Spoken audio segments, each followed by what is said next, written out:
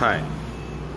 Pulled back மசில்னு சொல்லுவாங்க. அதாவது பின்னாடி உள்ள மசில் பிடிச்சிருக்கு, முதுகில் பிடிச்சிருக்கு, வாயு பிடிச்சிருக்கு, இந்த மாதிரி நிறைய டேர்ம்ஸ் யூஸ் பண்ணுவாங்க. அதுக்கு முக்கிய காரணம் என்னன்னு பார்த்துட்டிங்கன்னா, ஃபஸ்ட்டு பார்த்தீங்கன்னா டீஹைட்ரேஷன்.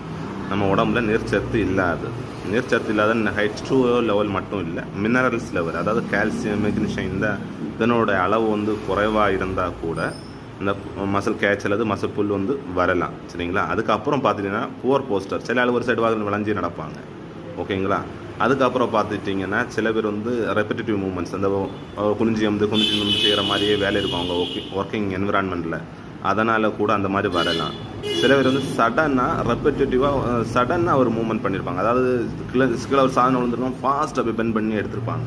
அதனால் கூட அந்த மசில் புல் ஏற்படலாம். ஓகேங்களா? அப்புறம் பார்த்தீங்கன்னா நம்ம சில வேலைகள் செஞ்சு ஓவராக டயர்டாக இருந்தால் கூட